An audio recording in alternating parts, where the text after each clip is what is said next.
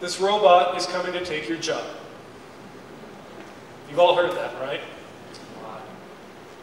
IoT, Internet of Things, analytics, big data, artificial intelligence. Raise your hand if you've kind of heard that term in the past couple of weeks, right? Yeah, everybody. So it's not just the purview of these kind of weirdo IT people out there, it's actually hitting a lot of us in a lot of different ways. And we've got ourselves in a moment that's absolutely momentous, I think, in human history.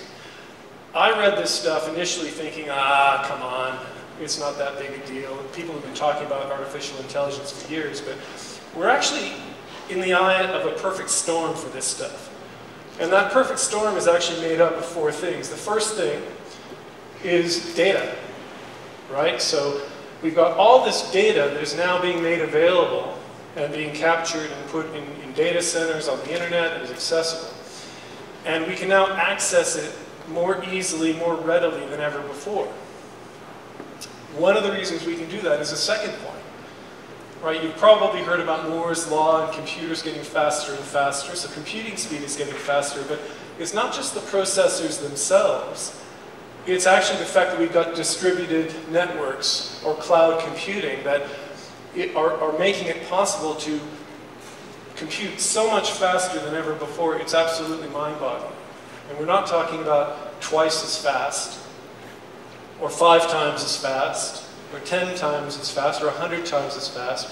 We're actually talking about 1,000 times, 5,000 times, 10,000 times as fast. And the big clincher is, in a way that you can afford, right? Companies can now access this stuff on demand and scale on demand to go and look at their data. So the third thing is like, well, okay, how do you then take that data, take a computer and do something with it? Well, that's called data science and analytics. And data science and analytics has made incredible leaps in the past even year or two, largely because of faster computers and more access to data, which means that these really smart data scientists and people who write algorithms are creating new ways of writing the algorithms that help interpret all of this data, right? So they're getting better at writing the things that make the data easier to use and access. And then the final thing is cognitive technology. So I was over, in the loft there, and one of the gentlemen behind the coffee bar there had his little personal digital assistant, and we said, 5-minute warning to come do my talk. And he said, set timer for 5 minutes, right? So cognitive intelligence includes things like natural language processing, image recognition, language recognition, the fuzzy logic that is now allowing computers to go and make connections that in the past it used to be humans that could make those connections. And we're all experiencing it. We all use some kind of robotic process automation in our day-to-day lives, right? If you use a map program on your phone, or if you use a personal digital assistant, or if you interact with a chat bot on a retail site, there's already a lot of robotic process automation taking place around us, which is kind of the low end of this artificial intelligence we keep talking about and hearing about. But clearly the interesting thing is now we're getting to the point where computers and machine intelligence can not only match and replicate human thinking, but in a lot of ways it can start to exceed human thinking. And that's pretty incredible. And we're going to be at an incredibly disruptive and exciting stage in human history. And I'm pretty convinced from all the work I've been doing, even though it's not technology, it's brand and marketing, that this is going to have a huge impact on everybody in this room.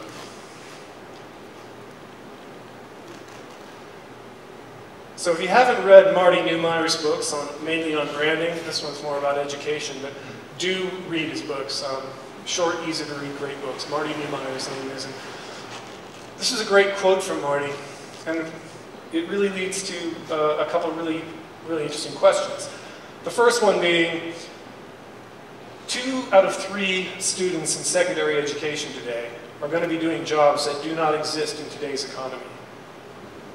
And 50% of the jobs that we've got in the corporate world are probably going to be replaced by automated techniques, right? So this isn't a change that is happening in the next generation, so we don't need to worry about it. It's a change that's coming down the pike right now. 2, 3, 4, 5 years, maybe at the outset 10 years.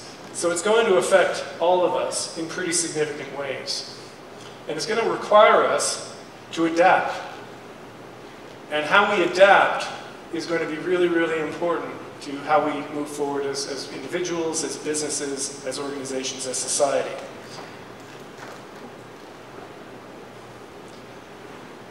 So we talked a little bit about data and how all of this data is now available. You know, we still have beautiful libraries, and I look at that and think, you know, someone's going to turn that into a server farm or a data center.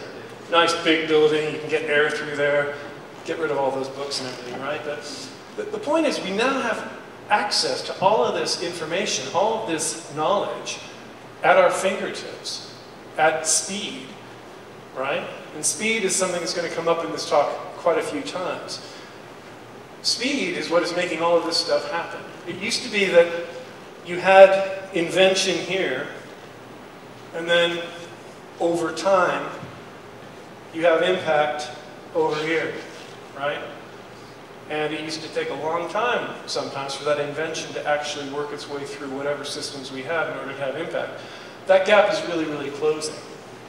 And obviously the reason it's closing is because of a lot of the technologies I've been talking about. So the conundrum here is what I like to call the bicycle challenge, or the bicycle paradox. I love this photo. I found it. It's a beautiful photo. And the way I explain this is that some of the information that you can access using, you know, search engines and so on, you don't really need to have any kind of mastery of the subject at hand, right? If you want to download a recipe, right, or you want to learn how to put in a piece of drywall, you know, it used to be maybe you had to learn how to cook or be trained how to cook, or maybe you had to work on a construction crew for a while, but, you know, pretty much you can watch a video online and figure out maybe the first one you put up is not going to be that good, but the second one's going to be not too bad, right? So we can kind of fake it. But some of the things we want to do actually do require mastery, right? You can't just look up some things and suddenly have mastered that skill. You can read about it, you can learn about it. And the bicycle is a great analogy for this to me. So let's say you want to change your inner tube on your bicycle, right? You can watch a video online, and I guarantee you, if you got the right tools, within 5 minutes, you're going to already be able to change the inner tube on your bike, right? First time might be a little bit rough, and you'll learn a little bit, but you'll get there. But let's say you want to become a professional bicycle racer or cyclist. You can go to the internet and probably look up, what are the different governing bodies? You know, what are the different competitions out there? What kind of gear should I get? What kind of bike should I get? Right? What kind of training regime and diet should I be looking into doing? You know, maybe even what kind of coach should I be looking for? So you can find out a lot of information about that. But it's not going to make you a professional racer, right? Professional cyclist. And if you want to learn to ride a bike, if you've never ridden one before, you can search all the tips in the world on the internet about how to ride a bike, and they might actually get you there quicker. But there's going to come a point where if you want to learn how to ride a bike, you got to touch one and sit on it and fall over, and then learn how to ride a bike. You can't do that just by reading about it or just by looking it up. And I think that's a really, really important point. And that's one of the things I think we sometimes forget about all of this information and data we've got. That you can learn about something, but you actually have to do it in order to get good at it. Which brings us to the T. I think the title of this talk was, Are You T-shaped, or How T-shaped Are You? So in my own personal life, I've always been really fascinated by this idea of specialist knowledge, right? Which is kind of the downstroke of the T. Let's say you want to talk about biology. You know, you can get English or a class of biology in high school, you can get a degree in biology, you can then get a master's and a PhD, you get multiple PhDs, and suddenly you got somebody who's incredibly knowledgeable and capable in biology. But then you've got the cross of the T, which is more general skills, like the entire range of things that a human being can learn about going across the top of that T. And I've always been fascinated and challenged and inspired by, well, what one should I be doing? Which one should you be doing? Because we all have different T-shapes, right? Some of us are, like a concert pianist, you're kind of a ½ inch wide and a mile deep. And other people, some with generalist skill sets are probably a mile wide and an inch deep. And clearly reality is somewhere in between. We all have different sort of downstrokes and different things that we're interested in. The interesting thing here, and there's plenty of research and videos that you can watch, and I'm not the first person to invent this, but innovation has traditionally happened in two ways. So innovation in the vertical part of the T, specialist knowledge, has tended to be incremental and staged with people who are specialists trying to move the practice of whatever it is that they're a specialist in forward. That one little step to generally arrive at an innovation that's going to help do something better or solve a problem. But most of the real breakthrough innovations come from the crossbar of the T, where somebody deep down one of the downstrokes of the T moves to the side and looks left or right and actually makes a connection with something that's not really that related to the actual specialism that they operate in. Stephen Johnson has written a book called Where Ideas Come From, which I also recommend.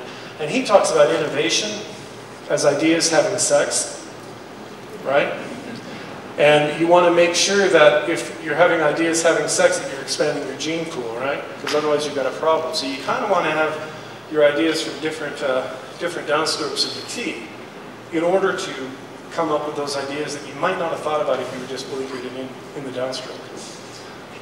So, my own personal story, or there's an anecdote I'm going to share with you, that was kind of that moment in my life where I realized, you know what, I have to stop self-censoring myself, right? Because I was always the guy in the meeting who would blurt out something, and people would look at me like I was absolutely crazy. Like, what does that have to do with whatever we're talking about?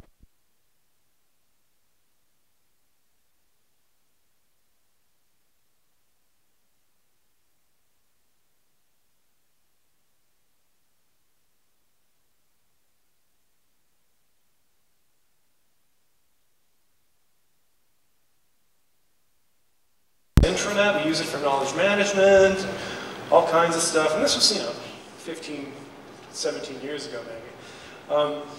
And they just said, we just want to see if we can benchmark its performance. So, being the clever little clog that I was, I went out and talked to some people about benchmarking. And all the benchmarking people said, no way. There's no way you can benchmark an intranet. You just don't have, you can't compare oranges to oranges or apples to apples. There are too many variables, so you can't really benchmark it. Sorry, Kevin. So then I went out and talked to my IT friends, my IT colleagues, and they all said, oh, no way can you benchmark an intranet. Well, people develop them in different ways. Different industries will use different intranets for different purposes, right? They're going to have different use cases. Why do they develop the intranet in the first place? So I was told by the experts that it couldn't be done, which is never a good idea with me. So, I worked in the kind of design change industry, and I kind of stumbled across this whole thing of human-computer interaction and usability, which a lot of people know about now, but back then it was kind of this weird boffin, weirdos in the corner world. And this slide was the slide I encountered, and absolutely hilariously, it's still there, and it still looks like this, which is awesome. International standards for human-computer interaction and usability. So if you look at those bullet points, hopefully you can read them. That's everything you need right there to benchmark an intranet. Right? Use of the product with effectiveness, I can measure that. Efficiency, I can measure that. Satisfaction of the user, I can measure that. In a particular context of use, I can test for that, right? So suddenly, we developed a business benchmarking intranets. Nobody else thought it could be done. We eventually created the Intranet Benchmarking Forum, which is now the Digital Workplace Group.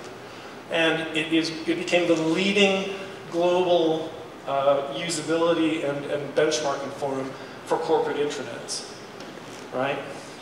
all because we made a connection that nobody else had ever thought of making. The other point I'd make really quickly here is that that fourth bullet, the capability of an organization to apply user-centered design, we actually then started using usability principles when we were helping companies do change management, right? So card sorting techniques, prototyping, iteration, right? You know, this was 17 years ago. Now they call it agile, and now they call it design thinking, right? So I guess the lesson for you as entrepreneurs is trust that little inner voice. Don't be afraid to be a weirdo. Don't be afraid to try to make those connections. So I think the world of the T is going to look a lot more like this as we go forward, right? So it's going to be more of a mesh. And all this technology is going to help reduce the friction in our ability to move vertically or our ability to move crossways. And I think that's really the skill that we're going to have to cultivate as all of this cognitive technology starts to influence how we work and how we live. That the kind of skills that once were deep in that kind of downstroke of the T, that knowledge is not going to have as long a shelf life as it used to have. So the ability to kind of move into the adjacent space and maybe move into the space next to that, what again is called the adjacent possibilities, where you're going to kind of find those breakthrough ideas, and also get better at managing when you don't know what's happening in a world that is volatile, a world that's uncertain, a world of chaos, and a world that is ambiguous. Those kind of lateral skills are going to become increasingly important, because it's not always going to be that vertical skill that gets you there. And no, I'm not going to get all spiritual here with you, but the other thing, I guess, in my career that I've learned is when things get out of balance, and whether it's business and technology, whether it's humanities and sciences, whether it's machines and human beings, when they get out of balance is generally when problems tend to occur. So I think trying to find that sense of balance between these things is going to be really, really critical. And whether you're an entrepreneur starting a business, you have a small business, or whether you're in a large, mature organization, you know, that's going to be a real challenge for leadership to figure out, how do I get that right balance between the kind of general skills and lateral skills we've talked about, and those deep specialist skills. So, if you think about this as another metaphor of the T kind of laid across a traffic junction, if you only look across the street at where you want to get to, there's a straight line there, and you can probably walk across that street and get there really, really quickly. The problem is twofold. One is, if you're not looking at the traffic coming, you might get knocked down. But the other thing is you might look to your left or look to your right and figure out, maybe there's a smarter way to do this, maybe there's a better experience I can have, or maybe actually that's not where I want to go, maybe I actually want to go over there. So it's a pretty cheap metaphor maybe, but this whole idea of looking left and right is a skill that we all brilliantly need to cultivate.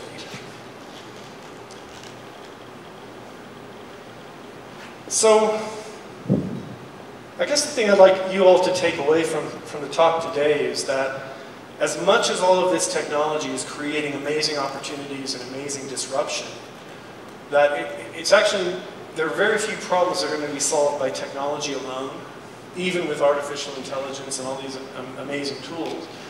And there are very few problems that can be solved by human beings and great thinkers alone, right? It's actually those two things working together, that balance that I was talking about, that's going to get us through this, so that we can do it in a way that keeps us sane, because the amount of rapid, unprecedented change coming down the pike is going to be pretty freaky, I think. But also, I think it'll help us make better decisions, and more rounded decisions, and more creative decisions. And instead of being dominated and mastered by all this technology, we will become the master of the technology. And with any luck, a robot won't come and take your job unless you really want it to. So thank you very much.